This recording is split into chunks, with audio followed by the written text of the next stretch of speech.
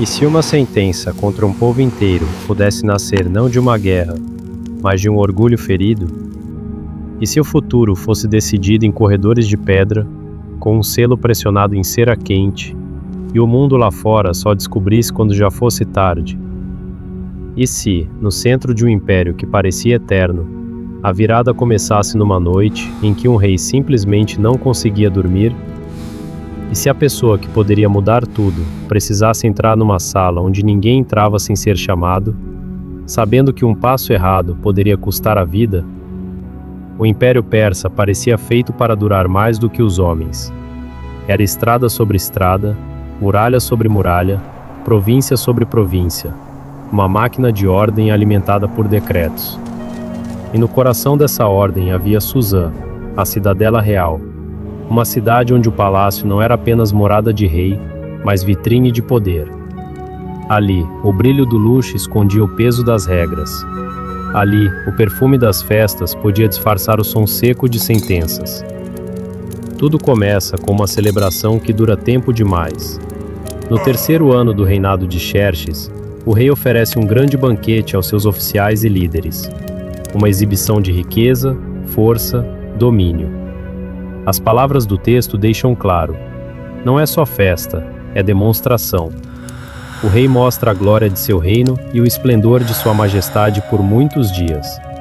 E quando aquela temporada de ostentação termina, ele ainda faz outro banquete, desta vez para todo o povo que está na cidadela de Suzã, do maior ao menor.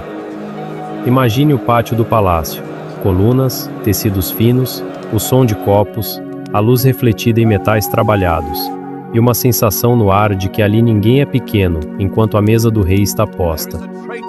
Mas em toda celebração longa existe um ponto em que o controle começa a escorregar. O texto diz que no sétimo dia, quando o coração do rei estava alegre do vinho, Xerxes manda chamar a rainha Vasti para que ela compareça diante de todos, com a coroa real, porque ele quer mostrar sua beleza. Só que Vasti recusa. É uma recusa simples, mas no palácio nada é simples. Não diante de príncipes e oficiais. Não diante de um rei que acabou de passar meses exibindo poder.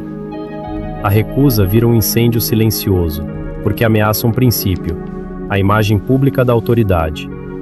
Os conselheiros do rei interpretam o ato de Vasti como algo que pode se espalhar. Eles falam de precedentes, de honra, de ordem na casa e no império.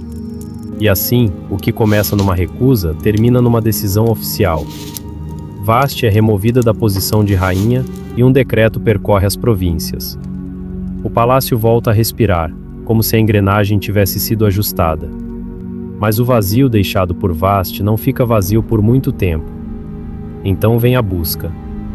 Jovens belas são reunidas, trazidas ao harém, tratadas, preparadas. E entre elas está uma jovem judia, órfã, criada por seu primo mais velho, Mardoqueu. O texto apresenta seu nome com cuidado. Esther, também chamada Hadassa.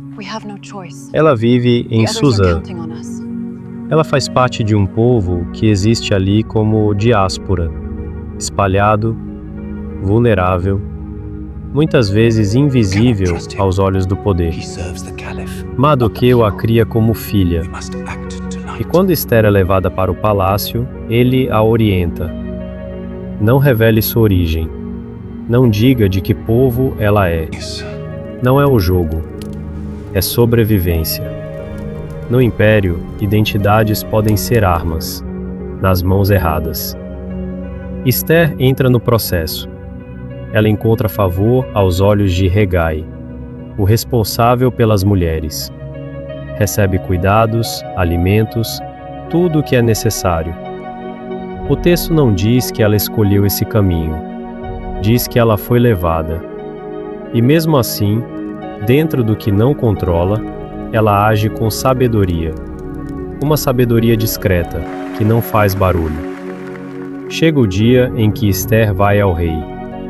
E o que acontece é decisivo. O rei a ama mais do que todas as outras. Ele coloca a coroa real em sua cabeça e a faz rainha no lugar de Vasti. E há festa, há banquete, há alívio para a corte, como se o trono tivesse sido preenchido de novo. Mas o texto bíblico nunca permite que a luz do palácio faça a gente esquecer o que existe atrás das portas. Porque, enquanto Ester é coroada, Mardoqueu frequenta o portão do rei. Ele observa, ele ouve, e um dia ele descobre uma conspiração. 2 oficiais, Bigtan e Teres, guardas da porta, planejam assassinar Xerxes. Mardoqueu avisa. Ester repassa a informação ao rei em nome de Mardoqueu. A conspiração é investigada, confirmada, e os 2 são executados. O fato é registrado no livro das Crônicas do Rei. Registrado, mas por um tempo esquecido. E é nesse intervalo, nessa aparente calmaria, que surge o homem que mudaria o destino de milhares. Seu nome é Ramã, filho de Hamedata, o Agagita. O texto diz que Xerxes o promove, o exalta, coloca seu assento acima dos demais oficiais. A ordem do palácio é clara. Todos devem se ajoelhar e se prostrar diante de Amã quando ele passa. E aí, de novo, aparece um gesto simples que vira catástrofe. Mardoqueu não se curva. O texto não faz discurso, apenas afirma. Mardoqueu, o judeu, não se prostra. E no palácio, isso não é lido como postura pessoal, é lido como desafio público. Os servos do portão percebem e insistem. Por que você desobedece à ordem do rei? E quando eles contam a Amã, a recusa vira ofensa. Só que Amã não quer apenas punir Mardoqueu. Ele quer algo maior. Ele quer esmagar a identidade que ele descobre por trás do homem que não se curvou. Amã fica furioso. E quando descobre que Mardoqueu é judeu, ele decide destruir não só Mardoqueu, mas todos os judeus em todo o reino de Xerxes. Há momentos em que uma decisão nasce como se já estivesse pronta há muito tempo dentro de alguém. E Amã parece um homem que não quer apenas vencer, quer apagar. Ele lança o Pur, sorte, para escolher o dia do massacre. E o dia cai no 12º mês, o mês de Adar. Uma data distante o suficiente para parecer administrável, mas próxima o suficiente para pairar como sombra. Então Amã vai ao rei. Ele descreve um povo espalhado, com leis diferentes, que não obedece às leis do rei. Ele pede que se escreva um decreto para destruí-los, e oferece dinheiro ao tesouro real. O texto mostra a frieza do gesto. Xerxes tira o anel sinete da mão e dá a Amã. A autoridade do império é entregue como objeto. E com esse anel, cartas são escritas, seladas, enviadas aos governadores e oficiais de cada província, na escrita e língua de cada povo, ordenando que em um único dia sejam destruídos, mortos e exterminados todos os judeus, jovens e velhos, crianças e mulheres, e que seus bens sejam saqueados. Mensageiros saem apressados. E Suzã, a cidadela, entra em confusão. É uma frase curta, quase um golpe final. O rei e Amã se assentam para beber, enquanto a cidade fica perplexa. Como se dentro do palácio, o decreto fosse apenas papel, e fora dele fosse o fim do mundo. Quando Mardoqueu toma conhecimento, ele rasga suas roupas, veste pano de saco, coloca cinzas, e sai pela cidade, clamando em alta voz e com amargo pranto. Outros judeus fazem o mesmo em várias províncias. Jejum, pranto, lamento. Ester, porém, está dentro do palácio. E dentro do palácio, mais notícias chegam como ecos, primeiro confusos, depois nítidos demais. Ela ouve que Mardoqueu está à porta, vestido de pano de saco. Ela tenta mandar roupas para ele. Ele não aceita. Porque não se trata de roupa, trata-se de sentença. Então Mardoqueu envia a Ester uma cópia do decreto e a ordem. Ela deve ir ao rei, suplicar, interceder por seu povo. Ester responde com uma verdade cruel. Existe uma lei. Qualquer homem ou mulher que entrar no pátio interno do rei sem ser chamado será morto, a menos que o rei estenda o cetro de ouro. e Esther não é chamada há 30 dias. O palácio é brilhante por fora, mas por dentro é uma jaula de regras. E naquele momento, Esther entende que ser rainha não significa estar segura, significa estar mais perto do perigo. Mardoqueu responde com palavras que atravessaram séculos justamente porque são simples e afiadas. Ele diz que Esther não pense que escapará por estar no palácio.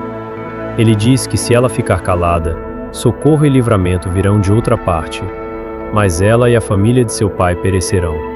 E então vem a frase que pesa como destino. Quem sabe se não foi para um momento como este que você chegou à posição de rainha? Não é sermão, é chamado. É a realidade se fechando ao redor dela. Esther decide. Ela manda dizer a Mardoqueu: reúna todos os judeus em Susã e jejuem por ela. Ela e suas servas também jejuarão. E então ela diz: irei ao rei, ainda que seja contra a lei, e se eu perecer, perecer. É um compromisso sem enfeite, um sim que não tenta parecer heróico, um sim que reconhece o preço. 3 dias. 3 dias em que o tempo deve ter passado diferente dentro dela. O texto não descreve seus pensamentos, mas permite imaginar o silêncio de um jejum dentro de aposentos que sempre têm alimento. O contraste entre a abundância e o medo. O peso de um vestido real quando a pele está fraca. A necessidade de parecer forte quando tudo por dentro treme. No 3º dia, Esther se veste com trajes reais e se põe no pátio interno, de frente para o salão do trono. O rei está no trono, de frente para a entrada. Este é o momento em que tudo pode desabar em um gesto. E o texto diz: quando o rei vê a rainha Esther em pé no pátio, ela alcança favor aos olhos dele. Xerxes estende a ela o cetro de ouro. Esther se aproxima e toca a ponta do cetro. A vida continua. O rei pergunta: o que deseja, rainha Esther? Qual é o seu pedido? Até metade do reino lhe será dado. Esther não dispara a acusação. Ela não entrega Amã ali, de uma vez. Ela faz um movimento que parece pequeno, mas é estratégico. Ela convida o rei e Amã para um banquete que ela preparou. É assim que a história avança, não por força bruta, mas por passos calculados dentro das regras do poder. No banquete, com vinho, o rei pergunta de novo qual é o pedido dela. E Esther responde com mais um desvio que não é desvio. Ela convida o rei e Amã para outro banquete no dia seguinte. Ela diz que então fará o pedido. Amã sai daquele primeiro banquete com o peito cheio. Ele foi escolhido. Ele foi chamado pela rainha. Ele anda pela cidade como se o mundo tivesse finalmente reconhecido seu lugar. Até que ele vê Mardoqueu. E Mardoqueu não se levanta, não treme, não se curva. A alegria de Amã vira veneno. Ele chega em casa e conta à esposa Zeres e aos amigos tudo. Sua riqueza, seus filhos, sua honra, sua posição. E acrescenta a última faísca do orgulho. Só ele foi convidado com o rei ao banquete de Esther, e ainda foi chamado para outro. Mas então ele admite: tudo isso não me satisfaz enquanto eu vir aquele judeu Mardoqueu sentado à porta do rei. Uma única pessoa, imóvel, estraga um universo de aplausos. Zeres e os amigos dão um conselho: construa uma forca, uma estrutura alta, e peça ao rei pela manhã para enforcar Mardoqueu. Depois, vá alegre ao banquete. Amã gosta da ideia e manda preparar a forca. E aí, quando o cenário parece fechado, a história dobra numa direção que ninguém teria previsto. Naquela noite, o rei não consegue dormir. O texto não explica por quê, só diz que ele não dorme. E por causa disso, ele manda trazer o livro das crônicas, o registro dos fatos do seu reinado, e pede que leiam para ele. É um detalhe quase doméstico, um rei insone ouvindo leitura, mas é a dobradiça de uma virada imperial. Eles leem e encontram o registro de Mardoqueu, o homem que denunciou a conspiração de Bigtan e Teres, salvando a vida do rei. Xerxes pergunta: que honra e reconhecimento Mardoqueu recebeu por isso? E respondem: nada foi feito por ele. O rei decide corrigir. E justamente naquele momento, Amã entra no pátio externo, vindo falar com o rei para pedir a morte de Mardoqueu. O rei pergunta aos seus servos: quem está no pátio? Amã, respondem. E o rei manda que ele entre. Amã entra, certo de que amanhã será a dele. Só que Xerxes o surpreende com uma pergunta: o que se deve fazer ao homem que o rei tem prazer em honrar? E Amã, preso no próprio ego, pensa: a quem o rei teria prazer em honrar, senão a mim? Então Amã sugere o pacote completo da honra pública: um manto real, um cavalo que o rei montou, uma coroa real, um dos príncipes mais nobres conduzindo o cavalo pelas ruas da cidade, proclamando: assim se faz ao homem que o rei tem prazer em honrar. E Xerxes diz: vai e faça isso com Mardoqueu, o judeu, que está sentado à porta do rei. Não deixe de cumprir nada do que você sugeriu. Há humilhações que não precisam de gritos. Elas acontecem porque o mundo, de repente, obedece ao roteiro oposto. Amã veste Mardoqueu com um manto, coloca-o no cavalo e o conduz pela praça de Suzã, proclamando honra ao homem que ele queria matar. Mardoqueu, depois, volta ao portão do rei. E Amã volta para casa com o rosto coberto, aflito. Ele conta a Zeres e aos amigos. E eles dizem algo que soa como presságio. Se Mardoqueu, diante de quem Amã começou a cair, é judeu, então Amã não prevalecerá, cairá de vez. E antes que ele possa sequer respirar, chegam os eunucos para levá-lo ao segundo banquete de Ester. A mesa está posta novamente. O vinho é servido novamente. E o rei pergunta, pela terceira vez, qual é o pedido dela. Agora, Ester fala. Ela pede pela própria vida e pela vida do seu povo. Ela diz que ela e o seu povo foram vendidos para destruição, morte e extermínio. Ela explica que, se fosse apenas para serem vendidos como escravos, ela se calaria, porque isso não compensaria incomodar o rei. Mas é uma sentença de sangue. Xerxes então pergunta: quem é ele? Onde está o homem que se atreveu a fazer uma coisa dessas? E Ester responde: o adversário e inimigo é este perverso Amã. O texto descreve o choque. Amã fica aterrorizado diante do rei e da rainha. Não é medo teatral, é medo real, porque ele entende a matemática do poder. O selo que ele usou foi o anel do rei, mas a intenção foi dele, e agora a acusação está diante do trono. Xerxes se levanta, furioso, e sai para o jardim do palácio.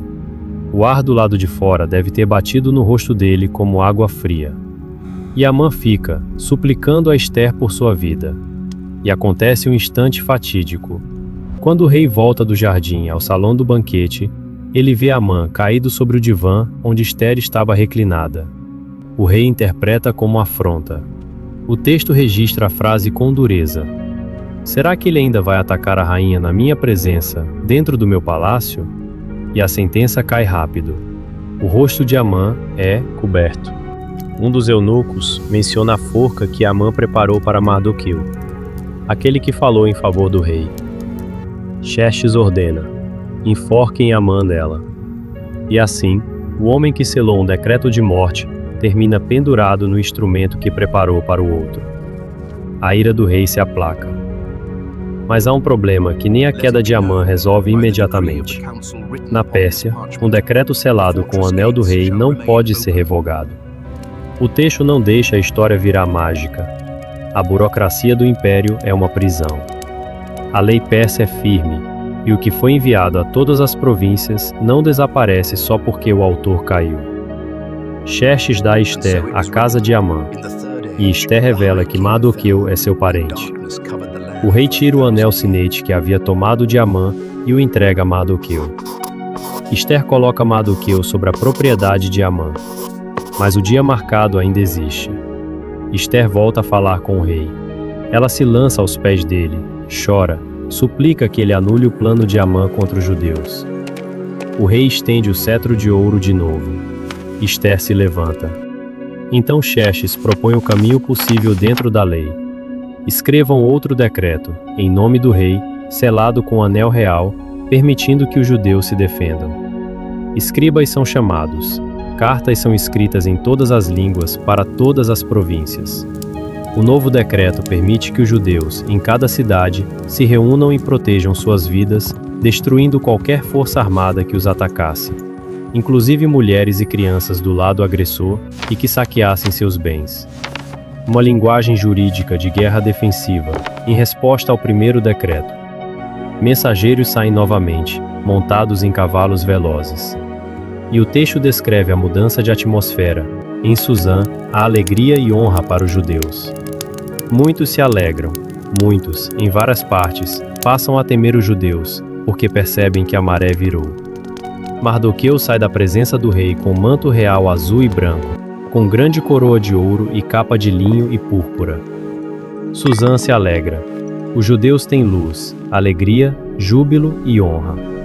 E em cada província, onde quer que o decreto chegasse, há festa. Mas a data marcada chega. No dia 13 do 12º mês, os inimigos dos judeus esperam dominá-los. Só que o texto diz, aconteceu o contrário. Os judeus dominam os que os odiavam. Eles se reúnem em suas cidades, estendem a mão contra os que procuram o seu mal. E ninguém consegue resistir, porque o temor deles cai sobre os povos. Oficiais, sátrapas, governadores e administradores ajudam os judeus, porque o medo de Mardoqueu se apodera deles. Há combate, há violência, há perdas. A Bíblia não transforma isso em espetáculo. Registra como acontecimento duro em um mundo onde decretos de morte exigem defesa de vida. Em Suzã, os judeus matam 500 homens, incluindo os 10 filhos de Amã. O texto é explícito. Eles não põem as mãos no despojo.